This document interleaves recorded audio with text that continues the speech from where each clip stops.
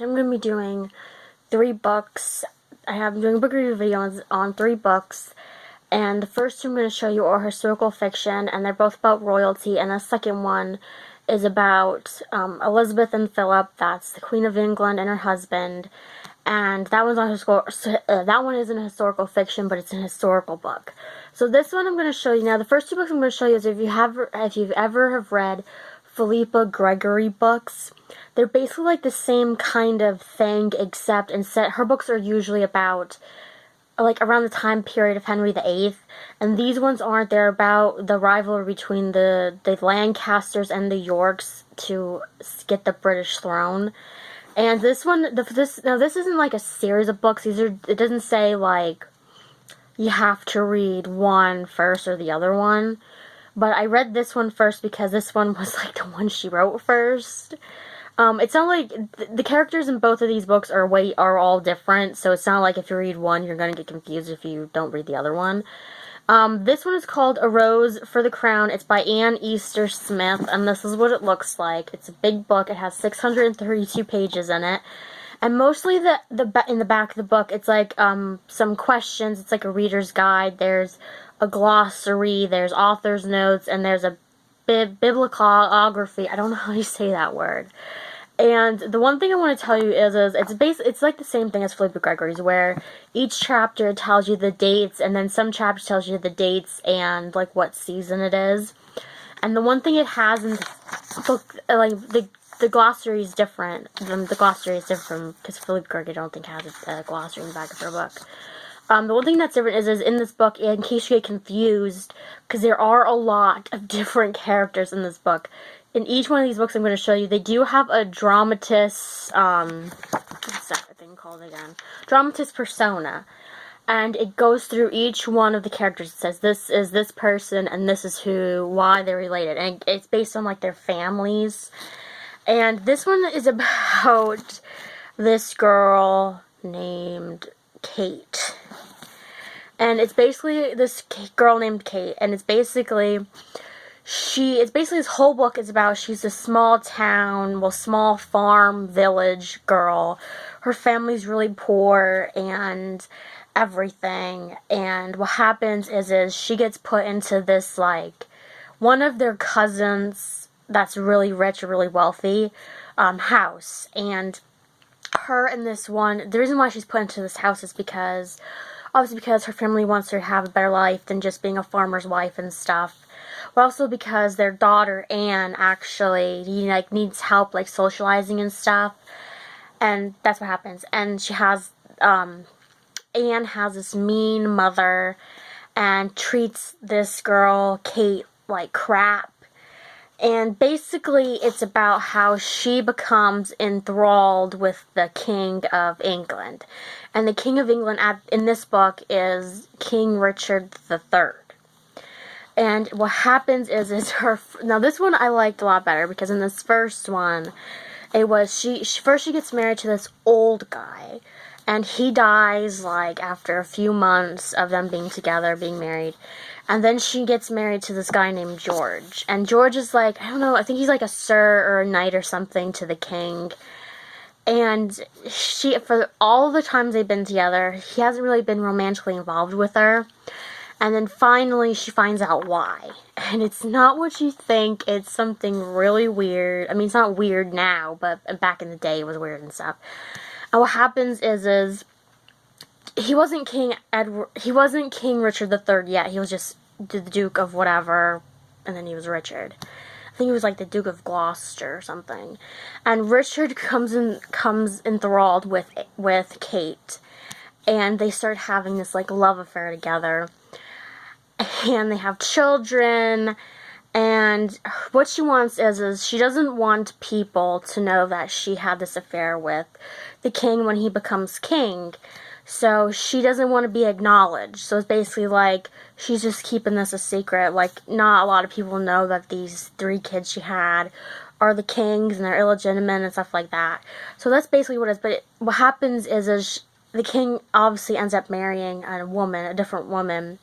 And she gets really, really, really upset because she wishes that was her, but it can't be her because of, you know, whatever was going on at the time. And then what happens is King Edward, I think it's King Edward? I mean, not King Edward, King Richard, like I said. King Richard III, I think he dies or something, I can't remember. And this new king steps up. And he's not one of the Lancasters. He's a York. And what ends up happening is she loses one of her sons from this. And it's basically like there's like a prologue, and she's telling her son, like, oh, like, this was King Richard's son because of whatever, and she's telling him this and stuff. It was really weird. I really like this one, but like I said, it is really lengthy, and there's a lot of characters in it, and then, you know, like, some characters die in it and stuff. It was a really good book. So if you like historical fiction and you really like stuff about the royals, you could read this book. I mean, obviously it's not stuff. I mean, the real, like, the kings and stuff and dukes and duchesses and stuff are probably real in this book, but probably not Kate. This is called The Daughter of York, and this is by the same author. It's by Anne Easter Smith. And this is what it looks like.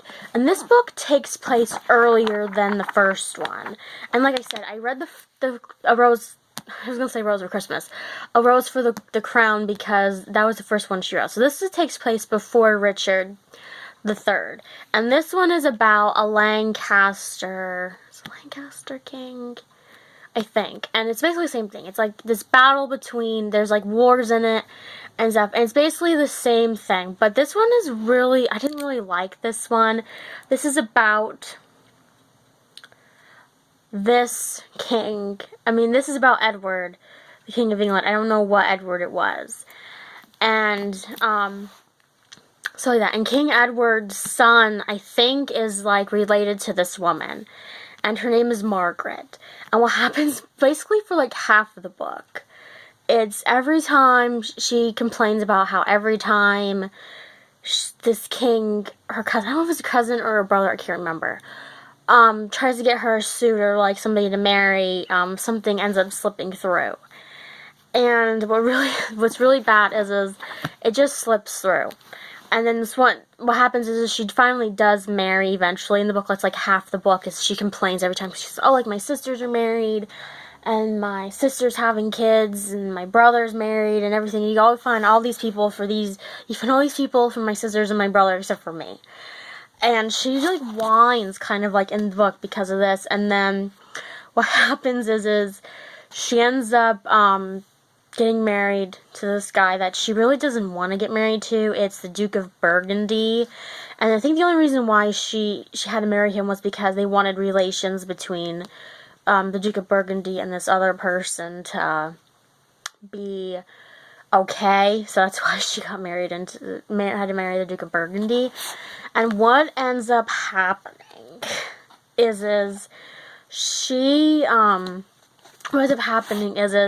she finds out after 2 failed pregnancies, I think, that she can't have kids.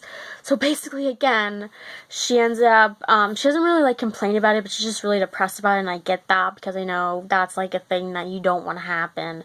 Especially because, back in that day, you needed heirs and stuff. And this guy did have an heir. He had, a daughter. And, you know, back then, daughters couldn't inherit their parents' land or man's land or whatever. But yeah, and then what happens is basically, after that happens, she basically helps marry her stepdaughter from the marriage she was in, try to find somebody, stuff like that. It was just kind of boring. I mean, there was wars going on in it, but it really wasn't that exciting like the first one was. So this one is a well, it doesn't say it's a biography, but it kind of is. This one isn't historical fiction. This is non-fiction. This is like a biography. It's called The Untold Story of the Queen of England and Her Prince, Elizabeth and Philip. It's by Charles Higham and Roy Moseley. I don't know if I said their last names right. But this is what it looks like, and I'm obsessed with history. Like, I'm a history buff, and I like to read about history, more so like England's or British history, because I really like England. And it's basically, what happens is I thought it was going to be in this thing where it was going to be every other chapter, it was like the first, all the odd chapters were going to be about Queen Elizabeth II's life until she met Philip, and then the even numbers were going to be about Charles's life. I mean, not Charles's life. Prince Philip's life before he met her and stuff. What ends up happening is it doesn't do that. It basically, it doesn't go like every other chapter talks about one or the other. It's basically what happens is it talks more about the Queen's life first, and then it gets into like a couple chapters into it. It gets into his life before they got married and stuff. And then it goes into, you know, when they got married and had kids and all the stuff that happened. It's basically like that same book. It has pictures in it, but I think they're all in, hold on. Yeah, they're all in black and white. But I really liked it because it did tell some stuff in it. Like, I mean, I read tons of books about Queen Elizabeth II. And not so many about Prince Philip. And I have to say, this book is really good. Like, if you read a lot of Elizabeth books about her, and you're like, oh, I want to learn some other stuff about her, this book is really, really good. Like, this book has some stuff in it that I've never even heard about. And it tells a lot about Philip's life. I mean, there's usually not a lot of books, at least that I've seen. I only have 2 books. I have this one that has some parts of his life in it, and then the other one is about, I think, his life and stuff like that. But what happens is I learned more about the Duke of Edinburgh from reading this book, Prince Philip, because there isn't that many books about him. And the only time like they talk about him obviously is when they're married. So anytime you read a book about Queen Elizabeth, you usually just learn about the stuff of when they're married, but not about the stuff of when they weren't married and he was by himself. So that was my book review video. I hope you guys like it. I know it was probably kind of boring because they're not like fiction, I mean historical fiction, but they're like, it's a select genre for people. So guys, I hope you guys have a wonderful day. I hope you guys like my book review video, and please subscribe and see you guys next time with another video. I hope you guys have a wonderful day.